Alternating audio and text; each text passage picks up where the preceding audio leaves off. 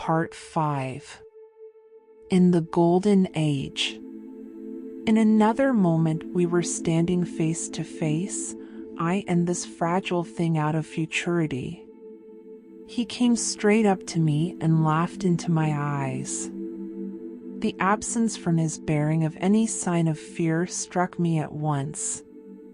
Then he turned to the two others who were following him and spoke to them in a strange and very sweet and liquid tongue.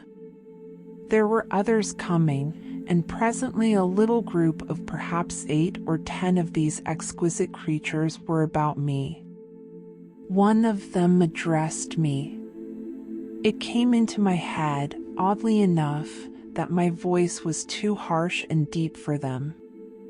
So I shook my head, and, pointing to my ears, shook it again. He came a step forward, hesitated, and then touched my hand. Then I felt other soft little tentacles upon my back and shoulders. They wanted to make sure I was real. There was nothing in this at all alarming. Indeed, there was something in these pretty little people that inspired confidence, a graceful gentleness, a certain childlike ease. And besides, they looked so frail that I could fancy myself flinging the whole dozen of them about like ninepins. But I made a sudden motion to warn them when I saw their little pink hands feeling at the time machine. Happily then, when it was not too late, I thought of a danger I had hitherto forgotten, and reaching over the bars of the machine I unscrewed the little levers that would set it in motion, and put these in my pocket. Then I turned again to see what I could do in the way of communication. And then, looking more nearly into their features, I saw some further peculiarities in their Dresden china type of prettiness. Their hair, which was uniformly curly, came to a sharp end at the neck and cheek.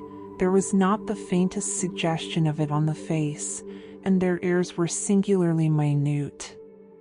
The mouths were small, with bright red, rather thin lips, and the little chins ran to a point. The eyes were large and mild, and this may seem egotism on my part. I fancied even that there was a certain lack of the interest I might have expected in them. As they made no effort to communicate with me, but simply stood round me smiling and speaking in soft cooing notes to each other, I began the conversation. I pointed to the time machine and to myself. Then, hesitating for a moment how to express time, I pointed to the sun. At once a quaintly pretty little figure in checkered purple and white followed my gesture, and then astonished me by imitating the sound of thunder. For a moment I was staggered, though the import of his gesture was plain enough. The question had come into my mind abruptly: were these creatures fools? You may hardly understand how it took me. You see, I had always anticipated that the people of the year 800 and 2000 odd would be incredibly in front of us in knowledge, art, everything. Then one of them suddenly asked me a question that showed him to be on the intellectual level of one of our 5-year-old children, asked me, in fact, if I had come from the sun in a thunderstorm. It let loose the judgment I had suspended upon their clothes, their frail light limbs, and fragile features. A flow of disappointment rushed across my mind. For a moment I felt that I had built the time machine in vain. I nodded, pointed to the sun, and gave them such a vivid rendering of a thunderclap as startled them. They all withdrew a pace or so and bowed. Then came one laughing towards me, carrying a chain of beautiful flowers altogether new to me, and put it about my neck. The idea was received with melodious applause, and presently they were all running to and fro for flowers, and laughingly flinging them upon me until I was almost smothered with blossom. You who have never seen the like can scarcely imagine what delicate and wonderful flowers countless years of culture had created. Then someone suggested that their plaything should be exhibited in the nearest building, and so I was led past the Sphinx of white marble, which had seemed to watch me all the while with a smile at my astonishment, towards a vast grey edifice of fretted stone. As I went with them, the memory of my confident anticipations of a profoundly grave and intellectual posterity came, with irresistible merriment, to my mind. The building had a huge entry, and was altogether of colossal dimensions. I was naturally most occupied with the growing crowd of little people, and with the big open portals that yawned before me, shadowy and mysterious. My general impression of the world I saw over their heads was a tangled waste of beautiful bushes and flowers, a long neglected and yet weedless garden. I saw a number of tall spikes of strange white flowers, measuring a foot perhaps across the spread of the waxen petals. They grew scattered, as if wild, among the variegated shrubs, but, as I say, I did not examine them closely at this time. The time machine was left deserted on the turf among the rhododendrons. The arch of the doorway was richly carved, but naturally I did not observe the carving very narrowly, though I fancied I saw suggestions of old Phoenician decorations as I passed through, and it struck me that they were very badly broken and weather-worn. Several more brightly clad people met me in the doorway, and so we entered, I, dressed in dingy 19th-century garments, looking grotesque enough, garlanded with flowers, and surrounded by an eddying mass of bright, soft-colored robes and shining white limbs, in a melodious whirl of laughter and laughing speech. The big doorway opened into a proportionately great hall hung with brown. The roof was in shadow, and the windows, partially glazed with colored glass and partially unglazed, admitted a tempered light. The floor was made up of huge blocks of some very hard white metal, not plates nor slabs, blocks, and it was so much worn, as I judged by the going to and fro of past generations, as to be deeply channeled along the more frequented ways. Transverse to the length were innumerable tables made of slabs of polished stone, raised, perhaps, a foot from the floor, and upon these were heaps of fruits. Some I recognized as a kind of hypertrophied raspberry and orange, but for the most part they were strange. Between the tables was scattered a great number of cushions. Upon these my conductors seated themselves, signing for me to do likewise. With a pretty absence of ceremony they began to eat the fruit with their hands, flinging peel and stalks, and so forth, into the round openings in the sides of the tables.